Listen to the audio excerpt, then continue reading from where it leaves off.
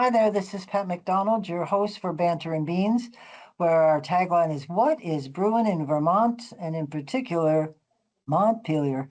And Ben Kinsley, my co host, is going to present a bill that I am very interested in hearing because this bill is the repeal of the infamous Act 181, which we all love, in quotes. This bill is S 325. It's been passed into law and it's now Act 152. Take it away. Well, thank you, Pat. Yeah, this bill got a lot of play in the legislative session this year. And I'm going to pull up the summary of it as we often do, because Campaign for Vermont has done a summary and analysis on this bill. So, I've been following this since Act 181 was originally passed. And I think it's important to talk a little bit about what that piece of legislation was in order to understand what this piece of legislation is. And Act 181 was an attempt to reimagine Act 250 and what Act 250 is going to look like for the next several decades. And there was a recognition that we needed to make housing easier to build, particularly in our downtown areas. And so the legislature wanted to incentivize more dense urban development in our village centers, in our towns, and our cities. As a trade-off between housing advocates and environmental advocates, they settled on this framework, this compromise of, okay, we're going to remove some Act 250 restrictions in, urban areas, so our village centers and whatnot, but we're going to tighten restrictions over here on ecologically sensitive areas.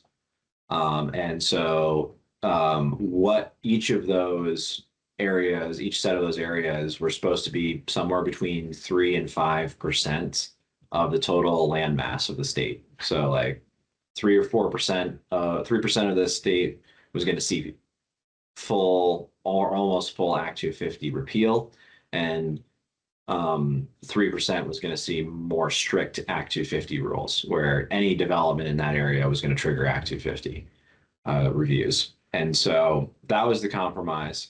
That was sent off to the Land Use Review Board, which is a new entity that was set up in order to actually identify on a map what those areas were going to look like.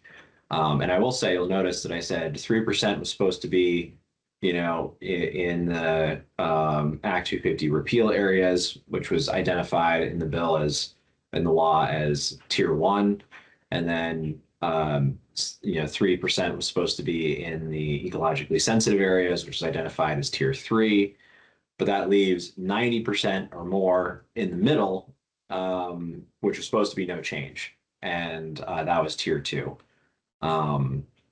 So it only affected, 10% or less of the land mass of the state is what it was supposed to be. So what happened when the Land Use Review Board was working on this, one thing became, well, a couple things happened. One is that Tier 3 was twice the size that it was supposed to be. So there was twice as much land that was under Tier 3 that automatically triggered Act 250 no matter what.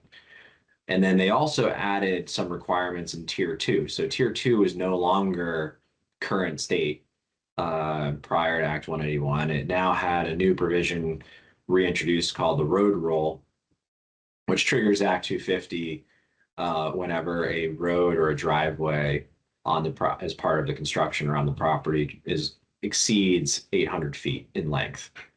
And both of those things have impacts for rural Vermont.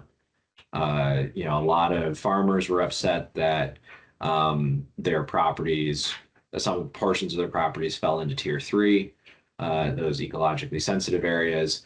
And then basically everyone was concerned about the road rule provision that would have triggered. And, you think about subdividing some large lots in rural parts of the state, and you very easily get to a driveway or a road in order to access some of those lots. that is over 800 feet. And so we really saw a reaction this year from rural landowners who are very concerned about what Act 181, as it was being implemented by the Land Use Review Board, was actually going to do for them and their property rights and their ability to sell their land, the value of their land, ability to subdivide or peel off segments for their kids in order to have for their kids to have land to build on, all of these things.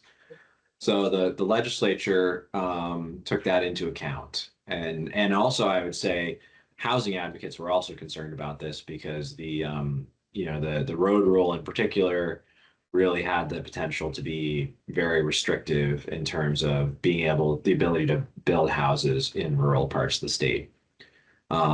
So the legislature took this seriously. In fact, I think this is one of the largest grassroots movements we've ever seen in the legislature. There's a Facebook group that quickly grew into the tens of thousands within a month or so, organizing around opposition to Act 181.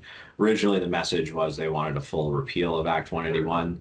The legislature didn't quite do that. What they did do is this bill, which is now Act 152. The governor signed it a couple of weeks ago, and it repeals the road rule provision that would have applied to tier 2. So that was gone. It also repealed tier 3. And this is a big deal because remember, tier 3 was the compromise between the housing advocates who wanted tier 1 and the environmental advocates who wanted to protect ecologically sensitive areas. So tier 3 is now gone. The important thing, especially from a housing perspective, is tier 3 remains, or excuse me, tier 1 remains. The housing, the designated housing areas where we're supposed to be able to accelerate housing, those areas stayed in place. So that portion of the bill, importantly, is still there. And then, the bill does a couple other things as well, which it studies various components of Act 181 and just land use review in general. It maintains the exemptions that were in tier 1, explicitly maintains those exemptions, and then adds a new potential exemption for on-farm businesses. So for things like you have a farm stand, or you have an ice cream parlor, or a cheese facility, or maybe even a agro-tourism business that is an on-farm business. Any development related to that is also now going to be exempt from Act 250. That is a new exemption that was not in Act 181. So that is quite interesting and a welcome addition from rural landowners and farmers in particular. It also requires some new regional planning provisions and procedures around draft regional plans for housing and how those might impact future changes to land to the maps related to Act 181. And the important bit there is that there's a hope from the housing advocate perspective that these regional planning procedures will actually lead to an expansion of the tier 1 areas in terms of the areas that are designated for housing that we can continue to build in and with fewer restrictions. So that the hope is that that regional planning process leads to an expanded footprint for tier 1. Of course, as with all of our bills, we did a good and bad analysis. There's a lot of good things in here. And then the analysis section of the bill kind of weighs, the pros and cons of the bill and share some additional context, which we can always touch on. So we'll make sure to include a link to this in the video description. And Pat, I know you had some big feelings about this bill. How do you feel, or really Act 181, how do you feel like the legislature struck the balance here? I think there's still a lot of work to be done, and you mentioned it just, I think, once when you were talking about good old Act 250. That's the elephant in the room. Yeah. And I told you many times when I worked in the Department of Labor, the contractors would say, all we want to know is how much and how long. And you can't get that answer because of Act 250, the way it's structured. And sometimes those costs can be quite staggering. And if we want to get housing, which is a big issue, we need to help the contractors be able to afford and make a profit. That's the deal. And there was a lot of misunderstanding of this bill, and people were calling it a land grab bill. I think the road rule that just did it for people. Yeah. I think that just put them over the edge. And this um, email group that you're talking about, we know somebody who's on that list, and she was blown away and proud that there were so many people coming together, going enough. Yeah. They had a rally at the State House, and if people talk up, they listen if there's enough of us. And so we need to know what's going on. I think I particularly like some of the changes that they made here, the farm stands and the businesses where they're open to the public. And farmers need this to work for them because that's their retirement. They don't Yes. have retirement plans like perhaps you and I do. Um, and the good thing I do because I'm retired, but they want to be able to sell off their land, maybe in 10-acre chunks, whatever. And they should have a right to do that. That's their land and that's their money and that's their retirement. Yeah. So we're getting there. I just wish they asked Natural Resources a couple of years ago to really focus and concentrate on Act 250. I don't know what the holdup is and why they can't. The two sides are just loggerhead and they just keep banging heads together and they don't get very far. They should, because Yeah. every town, I think they should rely more. Somebody made this suggestion the other day. They should rely more. My town, Berlin, has a wonderful zoning and planning department. People that are very involved in putting that together. And if you've got that in your own town and the people have um, voted to accept it, let them do their thing. Yeah. I think it's important to note that, like, yeah, people, there was some descriptions out there of Act 181 being a land grab, and that I think is Right. an inaccurate description of what the bill was doing or what the law was doing.